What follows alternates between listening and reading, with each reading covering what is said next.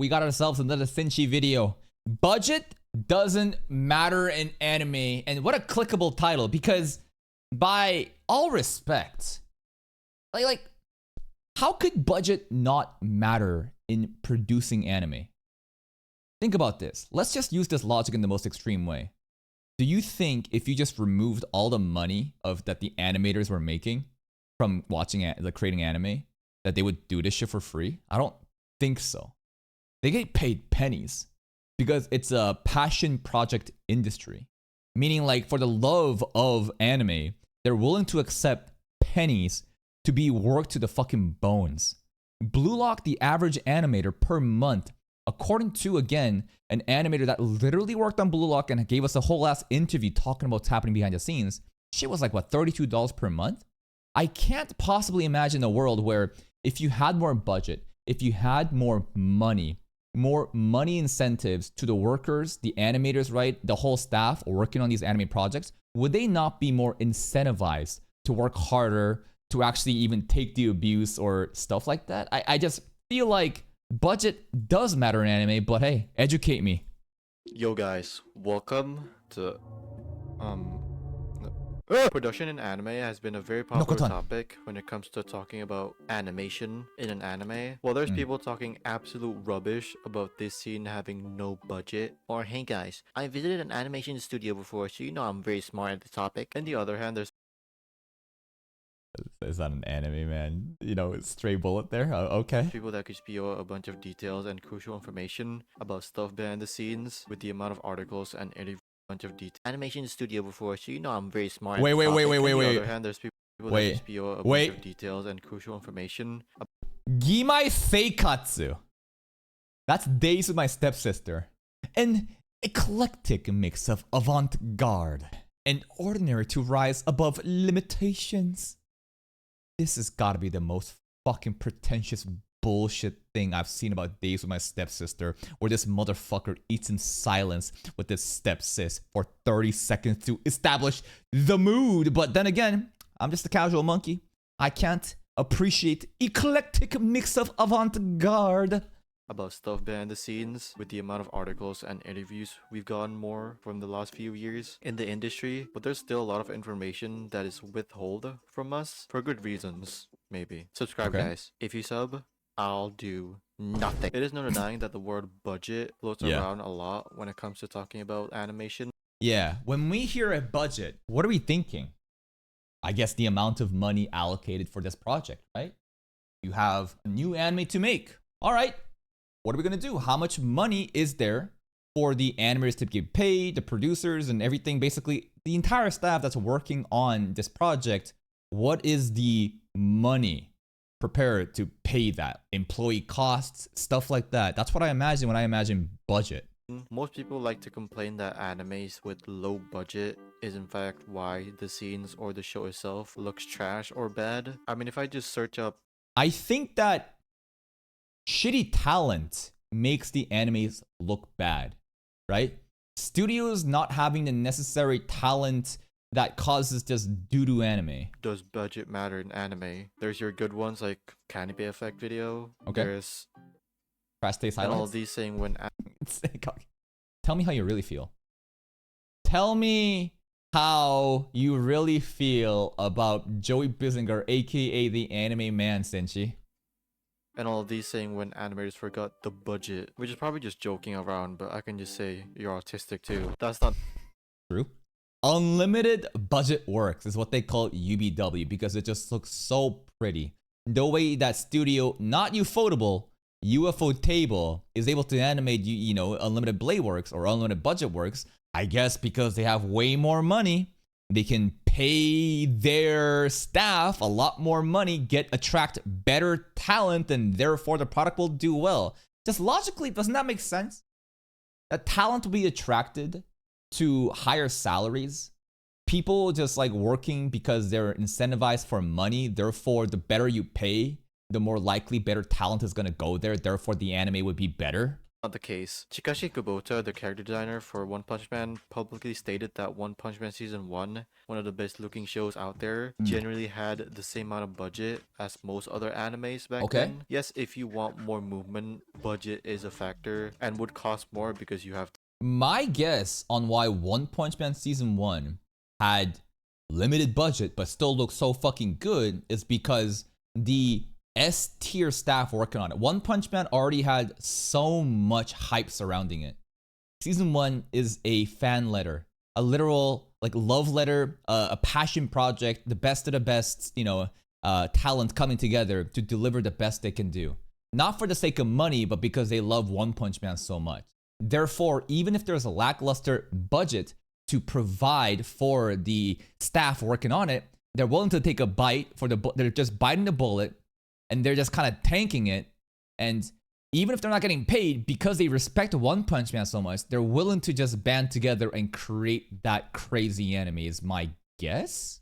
to hire more in-betweeners, key animators, and more. It is a business at the end of the day and people's jobs, so they have to pay them. But people like to assume that more budget means better production values. We know that animators get paid in a per cut basis. Of course, it varies in different shows or studios. No matter how complex or harder the cut is, the animator doesn't get paid more. Lee Cree, I think that's how you say your name, stated that when she worked on anime, you don't get paid more for how dynamic or harder your cut is. But when she worked on a non-Japanese, that is such a poor structure. This system would be so abused. Because if you're getting paid by cuts, and not even just the cuts, but like the quality of the cuts don't even matter. If I was just there trying to maximize the money, I wouldn't really give a fuck or try at all. Most people would game the system and would just put this minimum effort provided to get as much cuts as possible to get paid the most they could, right? show like Castlevania, she got paid more by making her cut more complex. The clearer way to ensure how good a show will look is the staff. There are directors and animation producers that can pull a lot of talent in board just from pure connections and previously working with them. I think a really good That's right. The whole S-rank mercenary guild system, freelancers band together, talent goes where talent is. Even if they're not getting paid anything, they're willing to just go there because their boys or girls are there and they've worked together and they really respect their talent. Animation producer can be a great factor for a show or that particular team in that studio. There are a lot of talented directors or animators that tries to carry a whole show with their own ability and connections, but in the end you need the backing of a studio to have people manage the resources, contacting people, and other stuff. Another factor is time. Mostly, if not all the time now, if there is a production meltdown, crash, delay, like, you know, what's happening with Danmachi, what's happening with Arifureta, right? All these delays. And yeah, budget does definitely matter, but I think that time schedules matter way more. I think that comment, you know, resonates with this part because, like, exactly, even if you just keep throwing money at people, if there isn't adequate time, if there isn't adequate, like, project management, if you are trying to fit in so much shit within this limited amount of time, then of course the quality is going to suffer. delays, blah blah blah. It is a shortage of time, not money. The only one I know that had a budgeting issue But actually, time is money, therefore money doesn't matter. was Phase Zero. They split it to 2 seasons because they run out of money, basically. You don't see production meltdowns or delays because they run out of budget or a good excuse. David 18. Maybe that could be a valid excuse because another lockdown might happen. Animes get played with tight deadlines. Tight deadlines lead to more problems like miscommunications, rushing of course, and that's why production gets messy and even crashes. Yes, you can be like Mappa or Cloverworks that can put a lot of manpower and split the teams a lot more for different episodes to be worked on at the same time in a tight deadline while still having great looking animation and maybe creating some enemies along the At the cost of human slavery, remember? way. Before most studios and shows, that's not really something you can get easily, but now most studios can really rely a lot on Twitter animators to just animate stuff so that it can look good, but get the bare minimum amount of time, then just gets demotivated to even work in the industry. A lot of young animators have said how hard Twitter animators? What's happening right now? it is for newcomers to join the industry, and sometimes they just lost the flair to Kuroko. anime anymore, for anime at least. For better or worse productions that has a lot Yeah, I mean, the industry is so saturated that, you know, that's why people are willing to work for fucking pennies, because if you quit, there's like 10 bodies that's willing to just fill your spot, right? Anime industry is evolving very quickly. There's almost no place for people with basic level of LO. Don't know that acronym.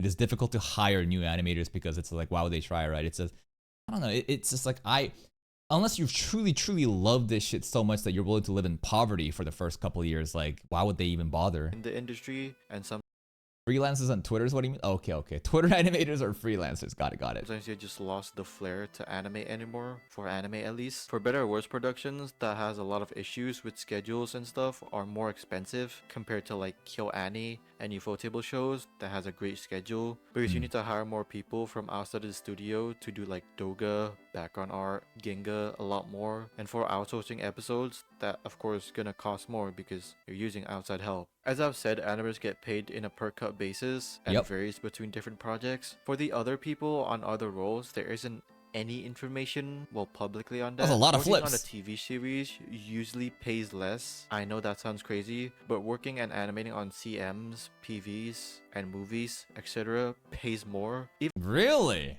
That's interesting. Anime TVs don't work, but PVs?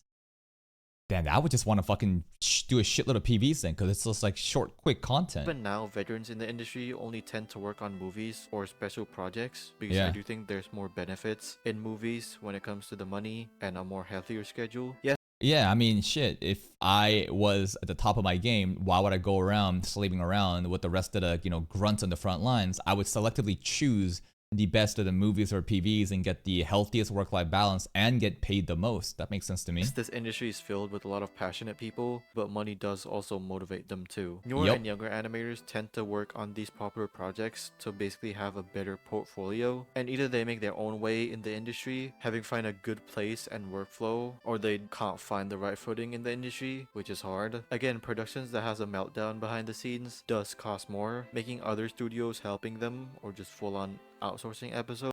Yeah, I'm worried. The production issues that's happening with Arifureta and Damachi right now. Surely everything is gonna be fine, right? They're taking more time. The quality should be top notch. Good planning also helps a lot for productions. Either use the outsourcing stuff as a last resort, rushing it because you don't have much time, or you use it Damn, a lot of people were really upset about this scene, remember?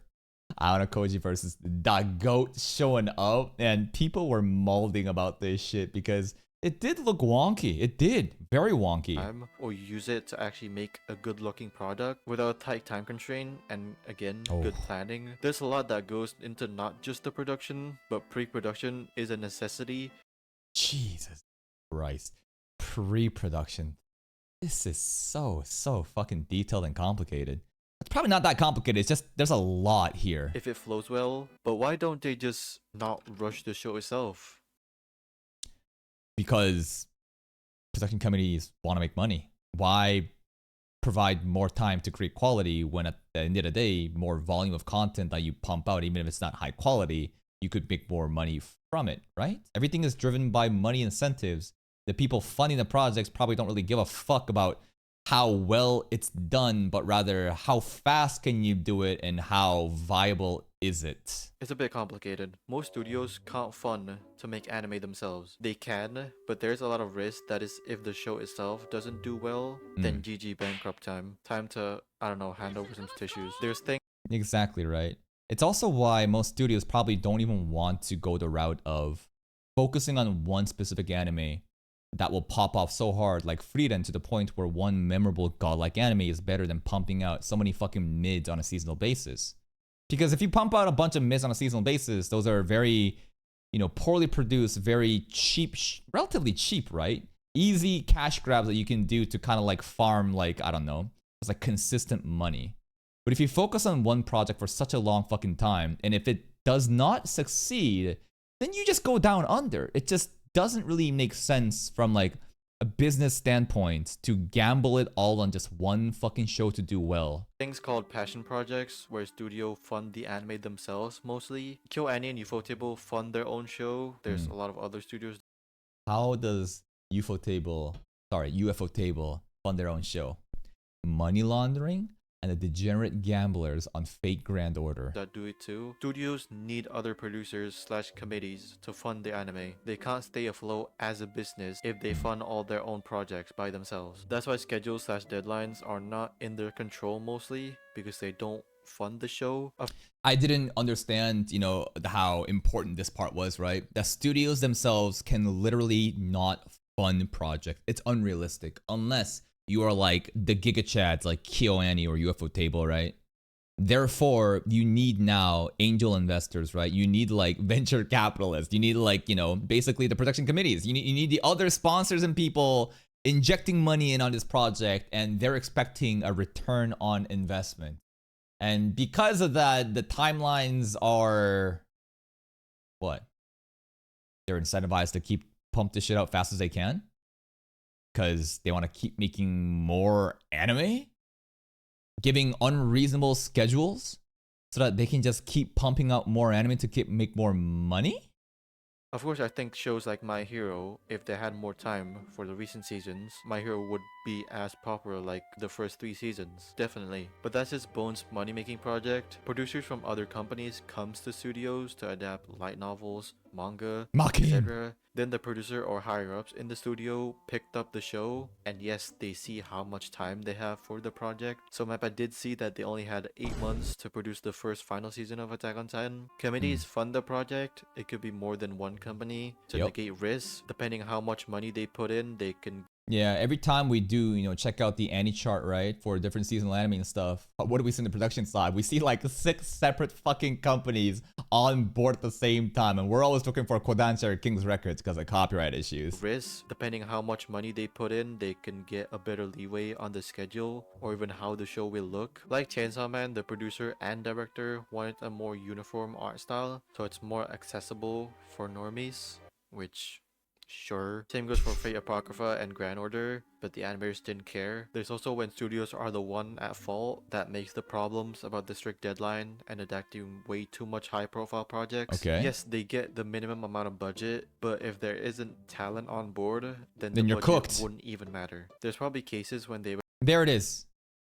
The biggest, strong, like the strongest like winning condition for why budget doesn't matter right here. If you don't even have talent, the budget doesn't matter. No matter how well, could you not argue that the existence of the budget would attract talent though?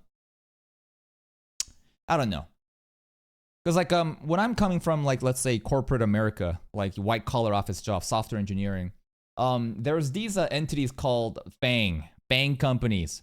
It's an old acronym, FAANG. Used to be when, Meta was Facebook, Apple, what is it? Netflix, Google, Microsoft, whatever. These are just like the big tech companies that they pay the most money and people always want to go there. Of the ones there, Amazon is very notorious for being the most hostile and shitty workplace. I mean, it's not uncommon that you've heard of different, things from, and when I'm talking Amazon, I'm talking like the actual like tech team, like the software engineers, not like, the drivers and the people that's working on distributing the goods. You've seen time after time about how Amazon warehouses are run like a fucking like a sweatshop, right? The kind of same thing also happens up on the corporate offices. But here's the thing. Everyone is aware that Amazon is fucked up. Everyone is aware that Amazon also has a PIP system. A lot of companies now are adopting this, but before they all started doing it, Amazon was like the one most notorious for it, where basically PIP is performance improvement plan, where if you underperform, you put on this performance improvement plan, meaning you're basically fired. It's like an unofficial way to say you're done. Basically quit now and take your severance pay, or you can stick around for like 2 to 3 months and then you can just get fired on later on. People still, and you get placed on PIP because, not because you might be bad, but because your entire team is so fucking good and compared to them, you might be bad. And they have, no matter how good you are, if you are on the bottom performing like percentage metric, they have literally a quota to cut people off. That's what their whole system is. To make sure like everyone is on the hot spot. It's such a fucking toxic work culture where people will backstab each other and try to take credit for each other because they want to stand out the most. And if they don't claim ownership of different projects and make themselves look good, you get fucked. that kind of culture does not, promote inclusion or like collaboration. Everyone's like hostile. But despite that, people still choose to apply there and go there. You know why? Because the average base salary of a software engineer entry level in America, at least, is $150,000 fucking dollars USD. Straight out of bachelor's, straight out of a 4-year fucking comp sci program, you can clear almost 200 fucking K working as a software engineer, bro. Now that time frame has kind of shifted a lot with the layoffs and stuff like that. But I'm getting off tangent. What I'm trying to say right now is, we have an example of clearly a black company that everyone knows that it's a black company, but they still choose to go there because the money justifies the abuse. So that's why I thought that, like, no matter how shitty the work conditions are, no matter how bad the scheduling or anything is, as long as the budget was there, that the talent would go there regardless because of the money incentive. But I guess in these in this specific like vacuum example, right, where you don't have talent at all at the studio, but you have a lot of budget, which I still don't get because I thought more like people would be incentivized to show up to that studio, then budget doesn't matter. If there isn't talent on board, then the budget wouldn't even matter. There's probably cases when they went over the budget. Let's say if a director wanted things to be a bit too ambitious with the limited amount of time and money, that'll be not good because more demanding for the other departments like background art, photography, and others, meaning more work, more money. That's just how these special episodes work. It's not just the animator side, there's a lot of other factors from different teams in that particular episode or show. That's why you have animation producers and production assistant to help the project to be more organized and making some of the staff aware more about the schedule, budget, and meetings. The committees get the decision if there is going to be another season or movie. It's their money, and if they don't see profit from that show, there's then no GG. point continuing it for another season. I mean, a good way you can do is just milk the show. Or if yeah, that's why like Death of like, do you think Tower got like? What about this?